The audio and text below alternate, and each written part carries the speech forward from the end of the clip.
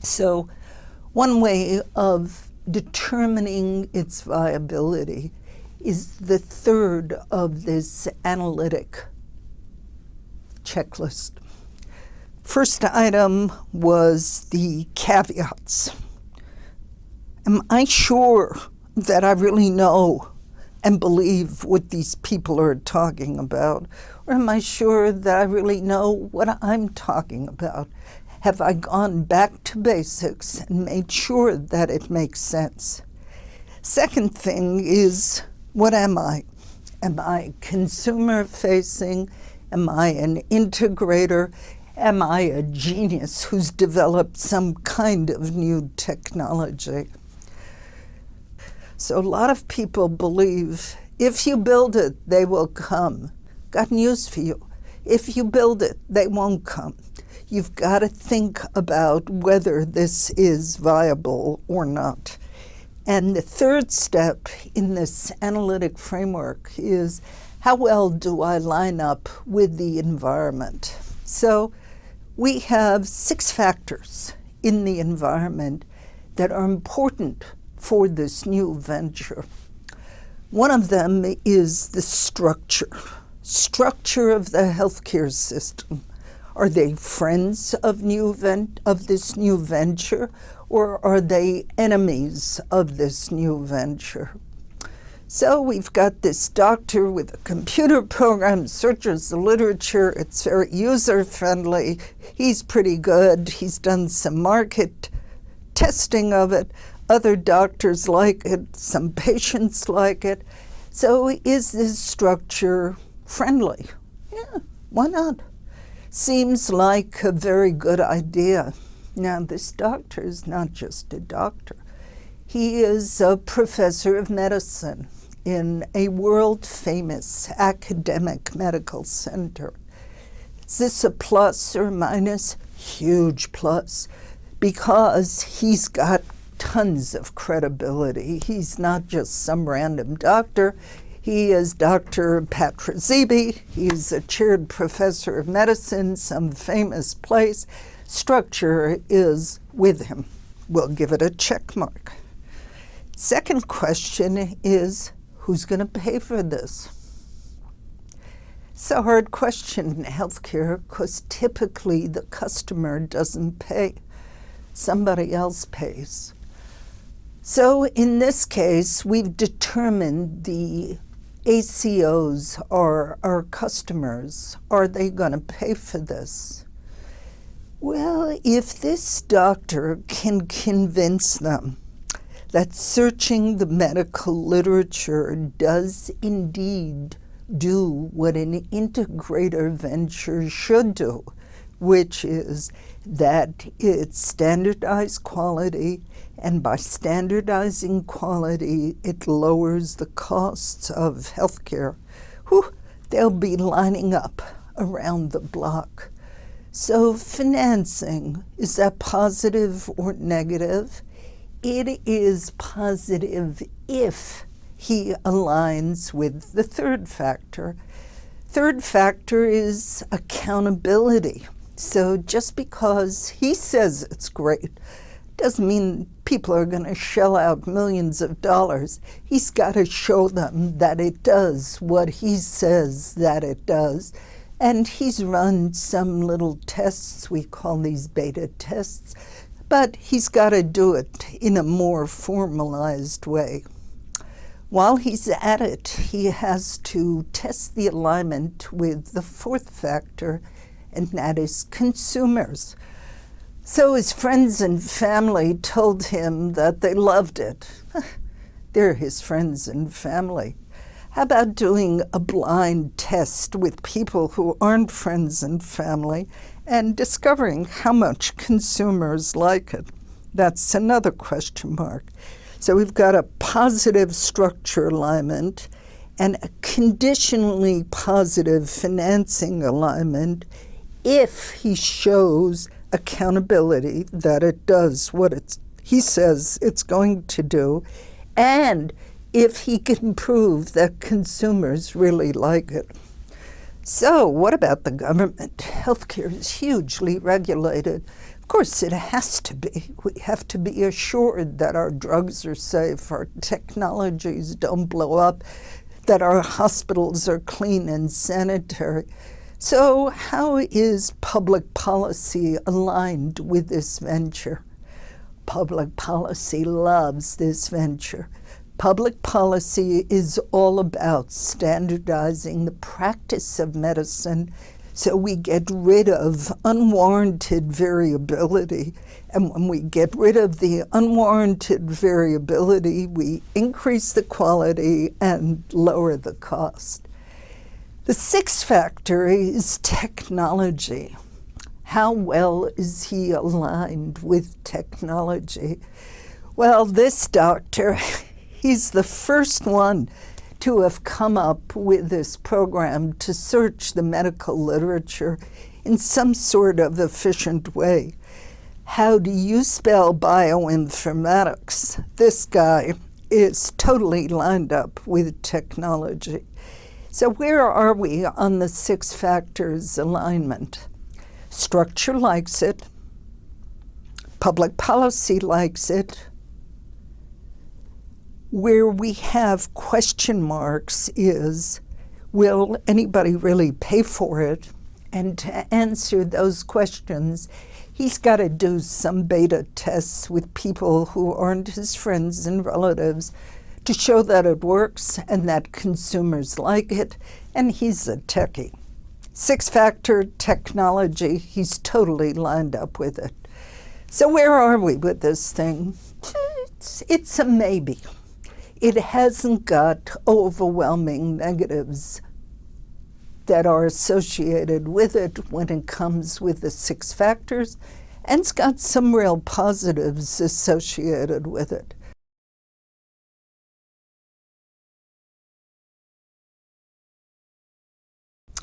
So the first step in this framework are the caveats. Just watch out. Second step is, what am I? What kind of innovation am I? So in my many years of looking at this, I've categorized innovations into 3 types of innovations. So one type is consumer-facing. Its audience is the consumer. So drugs that sell in drugstores, they're consumer-facing. Something like a retail medical clinic, maybe a mini clinic where you live, that's consumer-facing.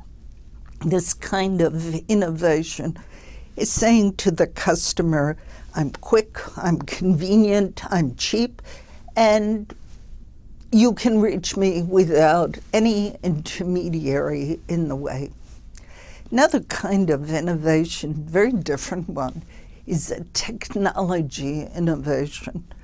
Let's say somebody has a drug that can ameliorate hepatitis or Crohn's disease or MS or AIDS. That's technology. This is a burst of science, and the challenge for this person is, how do I commercialize it? How do I make sure that it gets into the hands of the right people in a way that still enables me to make a living? Third kind of innovation, very different from the other 2. I call it an integrator. This is a chain of something. So the most ubiquitous kinds of integrators are stores like McDonald's, or hotels like the Hilton chain, or department stores like Walmart. So what do these guys promise? They're not promising quick, convenient, like the consumer-facing ones. They certainly don't offer dazzling technology. They're not curing AIDS or hepatitis or congestive heart failure. So what are they doing? They're saying, we offer consistent products and services at a relatively low price. And the way we do this is we're a chain. So if you've got a lot of something, you can develop metrics of how the work is done. You can measure how the work is done. You have a lot of scale in a chain. The economists call this economies of scale.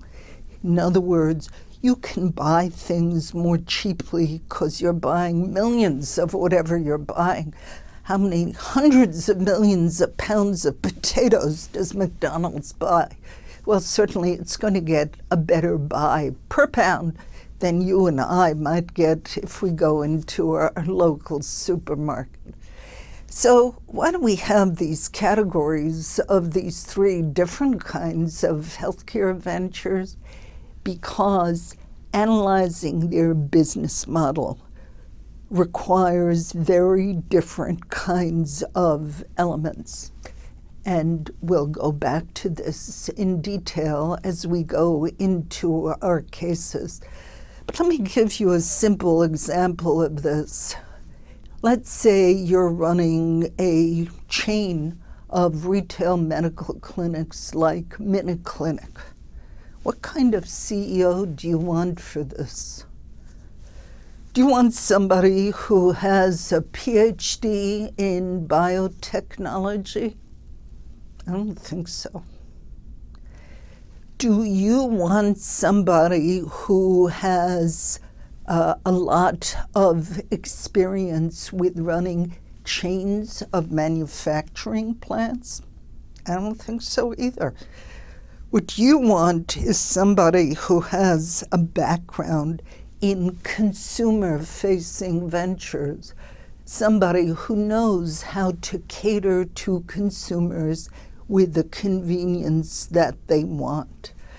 So one of the reasons to be very clear about the differences among the three kinds of ventures is they require different kinds of management. The managers of a biotechnology companies and the managers of a MinuteClinic, they've got to be very different kinds of people. So, lectures, they're so boring, and we're going to get done with this soon. We're going to get to case discussions where you'll do the talking and I'll do the listening. It's much more interesting. People really remember when they talk. They don't remember so much when somebody else talks. Ever notice in a group people say, well, what I said was, they remember that very vividly. What you said, not so much. So let's take a case example of a venture, and let's try to classify what this venture is. So let's take a doctor, and he's kind of a computer geek doctor. So he uses computers a lot, and he has written a program that can go through the voluminous medical literature and answer questions that people want answers to, like, my doctor says I should have a pacemaker installed. Very invasive procedure, but if I don't have the pacemaker installed, she tells me I might die. So what is it that the medical literature tells me about the installation of pacemakers? What are the long-term consequences? After all, I'm going to have this machine sitting inside of me. I'm kind of worried about that. What happens 5-6 years out? Does it wear out? Does it still keep functioning? Does it do funny things, like does it go off erratically? So this doctor's figured out a way of taking the huge medical literature. It's beyond the ken of anybody. In fact, one of the biggest health insurance companies in the United States made a deal with IBM that has a computer called Watson. So Watson is legendary for having beat the all-time Jeopardy champion because it can so easily analyze mountains and mountains of data and come up with the right answer. And they're trying to apply Watson for particular uses. This guy's got a much more user-friendly version of Watson. He's tried it with a couple of his colleagues. They say it's great.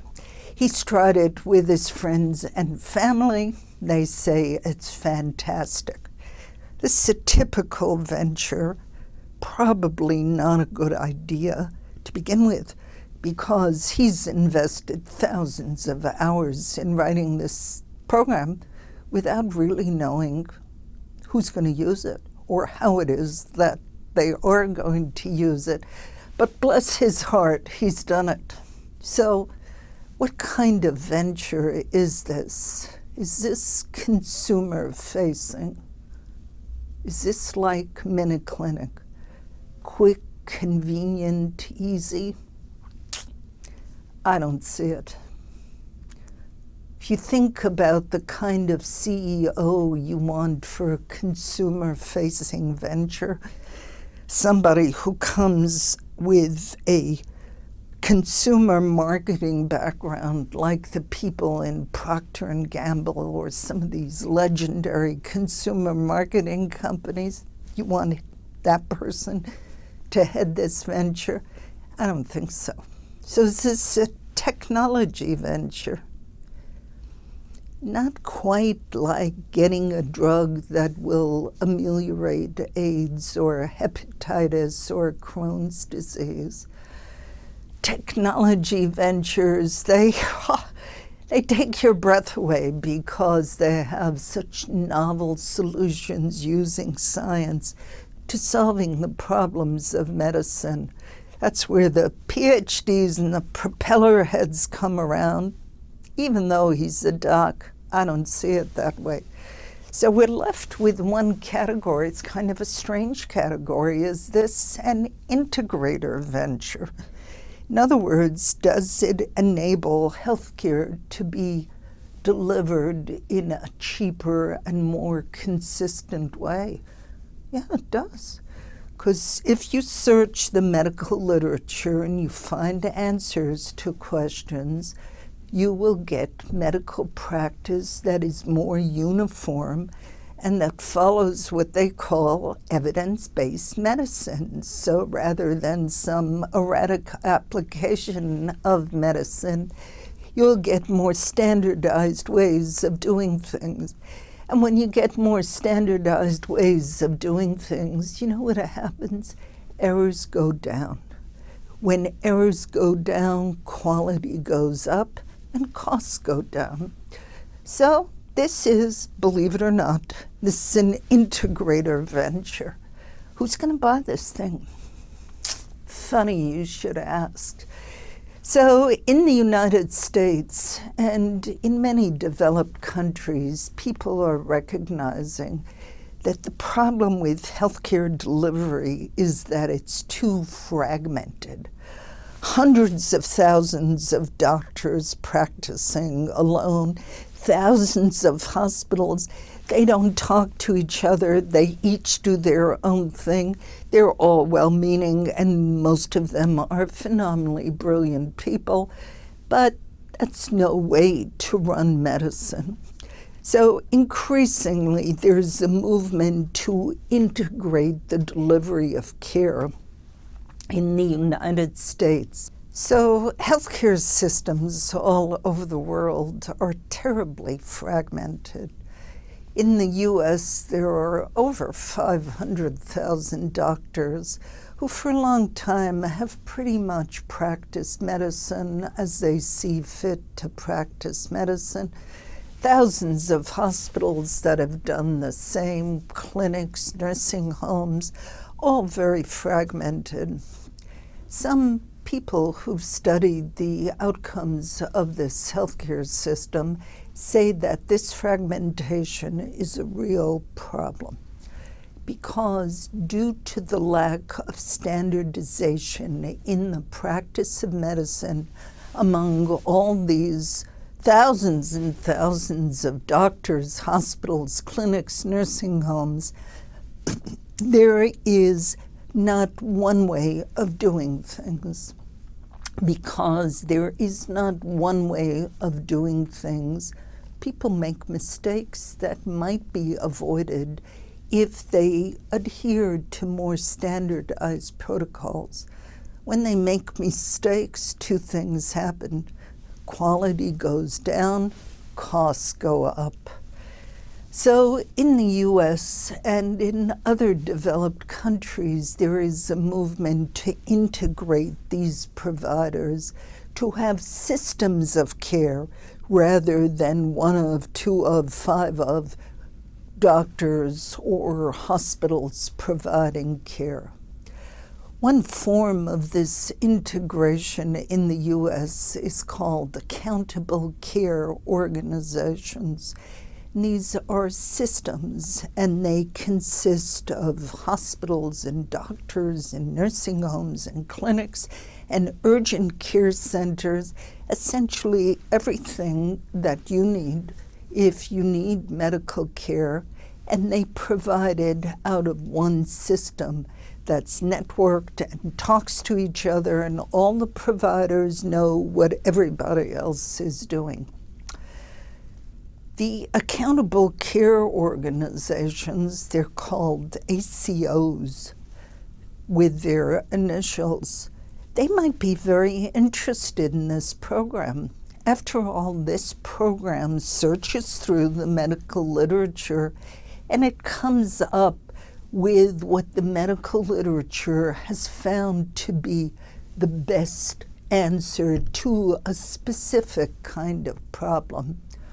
In fact, I think they'd be real interested in that, and real interested for their providers, so that's medical speak, for their doctors, their nurses, their therapists, all the great people who are in the healthcare system, and they might even be interested for their patients.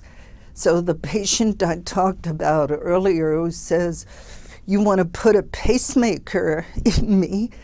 I want to know how this works, how it works in the long term, what the positive side is, what the negative side is. Okay, so we've got the ACO as a customer. The ACO is an integrator, and this medical program enables integration. So what kind of person do we want to head this kind of new venture? Hold that thought. We'll come back to this question in a little while. But before we even address this question, we want to figure out whether this thing is viable or not.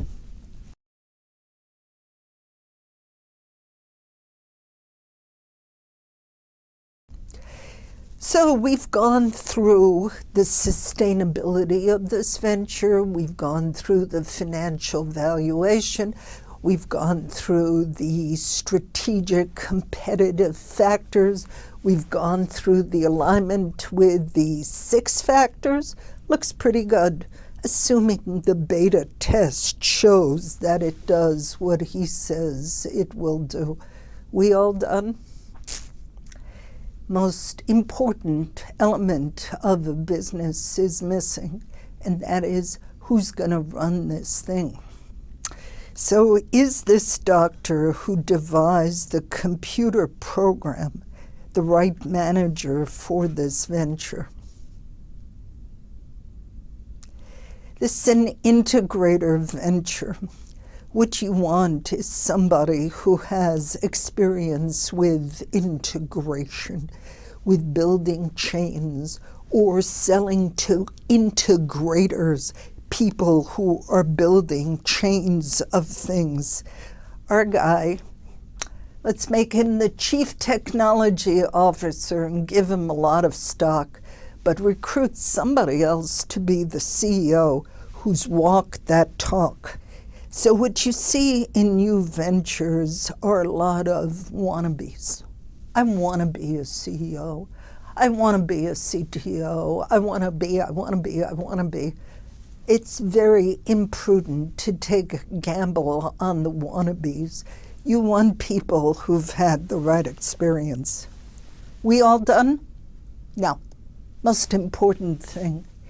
If this venture does not do good as well as doing well, throw it out. It's not worth innovating. So is this a do-good venture? Does it help society? Well, it's not up there with providing homeless with health care, but pretty good venture. If all of us could be assured that the medical care we were receiving follows best evidence-based guidelines, we would receive higher quality care on the average and at a lower price.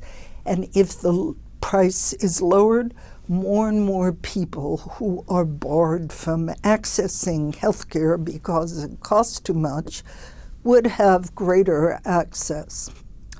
So, yeah, it's pretty do-good. It's certainly not a do-bad venture. It's not like we're wearing a copper bracelet to ward off arthritis. We've gone through the 9 steps of the Innovating in Healthcare framework. And if you're still with me, we're going to keep practicing how to apply this framework. Now, practicing, I don't mean something idle. I mean, we're going to use this framework to determine whether a venture is viable or not, and if it's viable, whether it's got the right business model, and if it doesn't, how we can fix you and the venture up to your good health.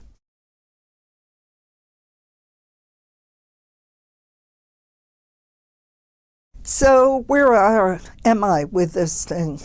Well, 6 factors look pretty good if the beta test panned out, if the beta test gave us the accountability that our customer needs, and if it showed that consumers really liked it. Financially, it looks pretty good. Actually, it looks very good. It doesn't require that much money. Don't get me wrong, $5 million is a lot of money. But if you work through these numbers and you say, you know what, if you invest in this company, the returns can range from roughly $700 million to over $1 billion, and you don't have to invest that much to start it, I think a lot of people would be interested in it. But we have some questions. One question, financial question, is how sustainable are all these things? So I predicted revenues of $24 per query.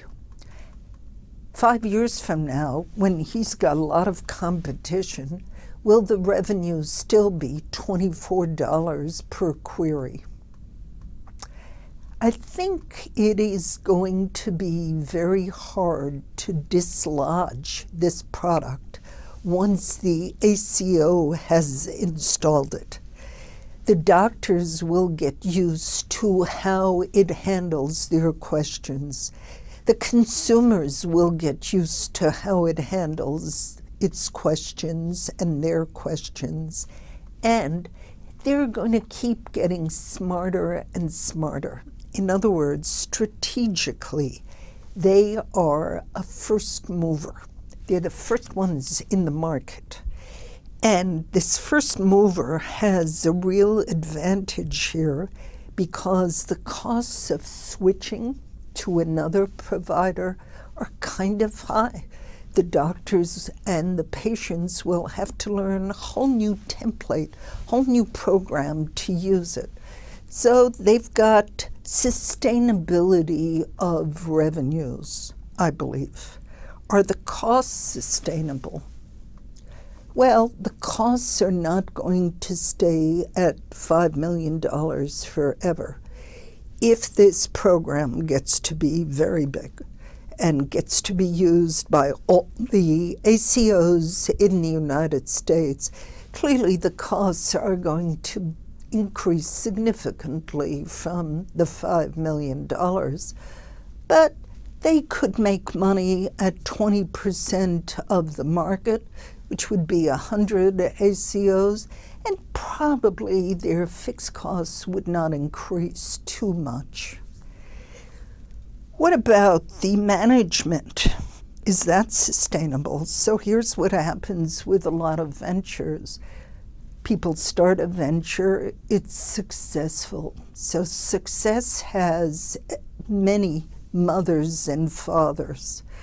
So everybody who worked for that venture is suddenly very highly sought after because the venture was a success. So is the management here sustainable? Well, the key management is this doctor who came up with a program. If he winds up owning a fair share of the business, I think he'll be quite likely to stick around. And it's not just money, it's the thrill of building something which has materialized and been used by tens and thousands and hundreds of thousands of people. So I think the management is sustainable. What about the salespeople? Salespeople, they're very crucial to this venture. Why are they so crucial? Well, imagine yourself walking into an accountable care organization. Just to give you a feel for this, this is an organization that probably has $2 to $4 billion a year in revenue. Who are you going to talk to about selling your computer program? Well, your salespeople, if they're any good, they've got a contact list that would choke a horse. And when they call somebody in the IT department or the medical department of this ACO, those people pick up the phone, they listen to the salesperson. You want the salesperson to do very well and to stick around. So at $3.60 per query, if the salesperson generates 100,000 queries, he or she can earn $360,000 a year. Pretty good? You might think, who gets paid that much? You'd be surprised. Salespeople in healthcare, because they have to be very expert and they have to have a contact list where they can reach high-level people, they get paid quite a bit. Not $360,000. Somebody like this might get paid $150,000. And I think our numbers show they don't have to generate that much volume to earn that amount of money. They're going to stick around. So financial viability. This is a pretty good venture. It looks to be breaking even at a very low level. If it gets 20% of the market, it's a real star. It has tremendous valuation. Because it is a first mover, it has sustainable revenues. The costs appear pretty sustainable. The management appears pretty sustainable. And if you were with me and you went through my accounting lecture where we discussed how to measure financial risk, this is not a financially risky venture. For many reasons, but one reason, the main reason, is it doesn't need that much money to get off the ground. Let me tell you about some financially risky ventures. So I spent 6 years on the board of a biotechnology company which had 0 revenues. 0. The reason it had 0 revenues is it was researching a new drug. 6 years. Probably it would take them another 12 years to get that drug to market. How much money did we spend in those 6 years? $350 million. So you compare the level of risk of this computer program, which requires $5–10 million of investment and can probably generate revenues in the second year of its life, to the risk of a biotechnology company, which probably requires about $1 billion of capital and won't be selling anything until 12 years go by. This is not a very risky venture because of the intrinsic business risk. There are other ways that a venture can be affected by risk, and one is the economy. If the economy is bad, it's bad all over. There's nothing we can do about that. That's just a given, but it's something we have to understand. If you start a new business in the economic recession of 2008 through 2013, you're going to have a harder time of it than if you'd started a new business when the economy as a whole was booming. All right, we're done. Good news, we're done with the financial stuff. I like this venture. It's not that risky, doesn't require that much capital, doesn't require a huge market share to break even. If it hits, it's going to be worth a lot of money. It looks pretty good.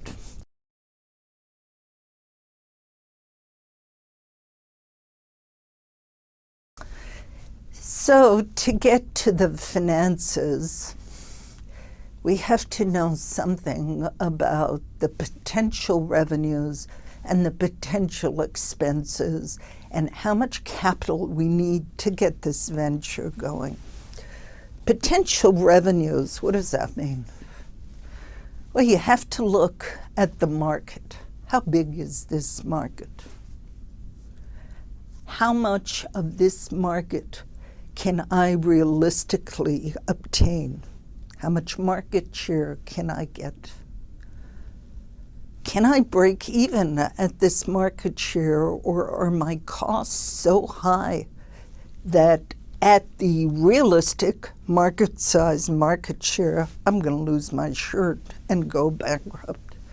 And even if I can break even means my revenues are equal to my expenses and do better than break even, are there still some financial risks about this business? So how do I go about sizing a market? This is back to basic is beautiful.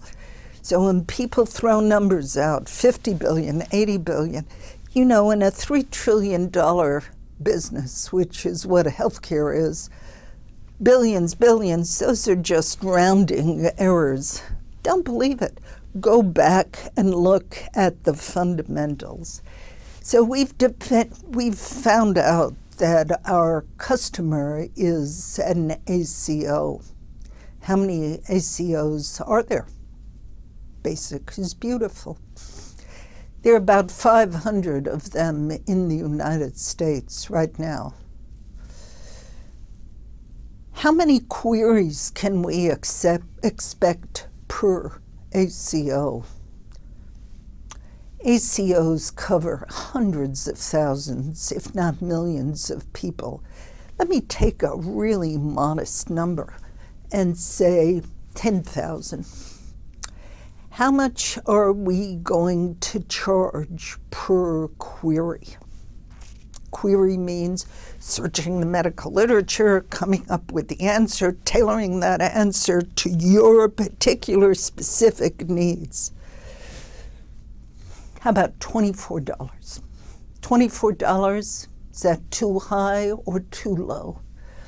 Well, if you go in the medical literature and you want to print an article, that'll cost you about $30. $24 seems pretty reasonable because it's not just printing an article. This thing is searching through this mind-boggling, lobotomizing medical literature and finding an answer to your question. So 500 ACOs, 10,000 queries, very conservative, $24 per query. How big is this market? $120 million. That's pretty good. Not sensational, but pretty good. Why do I say not sensational? Let's look at the market for retail medical clinics. So let's say, just to make the math easy, there are about 300 million people in the United States. And let's say 40% of them would like to use a retail medical clinic. Let's say they use it 4 times a year. That's what people do on the average.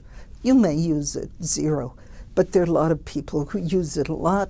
So people go to see their doctors about 4 times a year. Let's say it costs about $100. So now we're talking about 40% of 300 million, 120 million people, 4 times a year, $100 per visit. So that is $400 per person. We've got a market size here that's $50 billion. Very different from this computer program. Clearly, you'd rather be in the $50 billion business, but we're in the $120 million business. Okay, so that's not bad. Market of $120 million.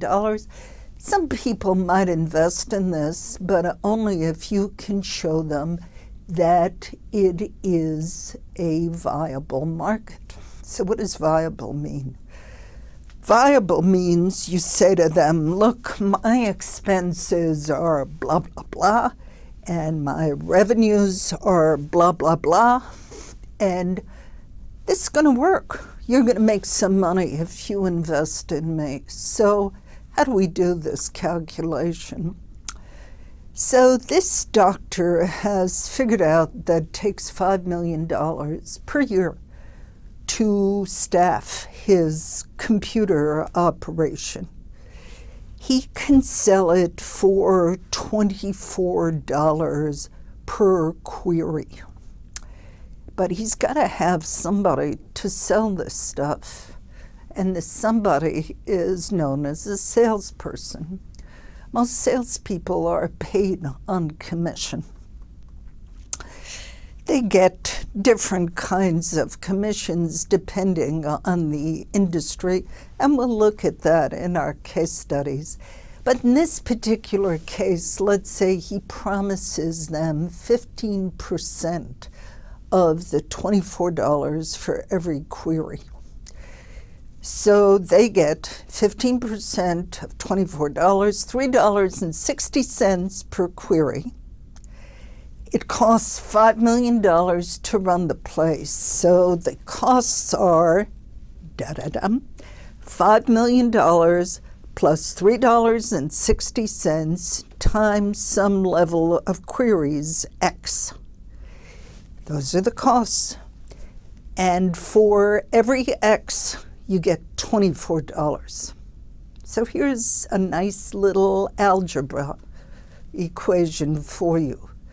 $24 times X, this unknown volume of queries, equals $5 million of costs plus $3.60 that you have to hand over to the salesperson for every query. What is X? Practice your algebra. So X is about 245,000 queries. So if you get 245,000 queries, this thing will break even. So is that going to happen or not going to happen? How do we know? So here's an easy way to answer this question. Boring, but easy. So we know how big this market is. We know that there are 500 ACOs, and we think they're going to generate, at a minimum, 10,000 queries per ACO. That's 5 million queries. To break even, we need to generate or to own 245,000 of those 5 million queries. That's roughly 5%. We need to get 5% of the market to break even. Is that doable? 5% is not a scary number. 80% is a scary number. If we had wound up with our little algebraic equation and said, this guy needs to own 80% of the market just to break even, we would have said what? We would have said, sayonara, this is not a viable venture. But 5%, that seems pretty viable. So what strategy does this guy have for reaching the market? There are a lot of strategies that people can use, but let me give you the big three. First one is the legal strategy. So if you're a technology firm and you have a patent for something that everybody wants, you don't need much of a business strategy. If you build it, they will come. You cure AIDS, you cure congestive heart failure, you cure Crohn's disease. If you build it, they will come. That is a legal strategy. You've used the laws of the land, in this case a patent, to compete with others. This particular firm doesn't have much intellectual property to protect, but what it does have is a very effective strategy, and that is it's the first mover. And with this particular product, the first mover will be very hard to dislodge, because once people get familiar with a program, whether it's a program from Microsoft or a program from Apple or a program from our doctor, they're very loath to reject it. Third strategy is very appealing, and it's called managerial or fast followers. So here's the way this kind of strategy works. First mover goes into the market, and inevitably they will screw up in some way. The fast follower or the managerially excellent kind of strategy follows what's happening with the first mover, learns from their mistakes, becomes managerially excellent, and succeeds in the market. Our guy, he's got a first mover advantage, and it's a compelling one. It makes a lot of sense to me. So how much is a venture that can generate break even at 5% of the market worth? In this slide, I have figured out if this venture can take 20% of the market instead of 5%, 20% is pretty viable. Depending on interest rates, this little venture over its lifetime is worth from, hold on to your seat, $685 million to over $1 billion. Now, my analysis depends on the revenue being what I thought it would be, $24 per query, the costs being what I thought they would be, $5 million fixed costs just to run the place, $3.60 for the salespeople, and that we take 20% of the market. If you don't think these assumptions are reasonable, do your own analysis. You just have to plug different numbers into the analytic framework that I gave you.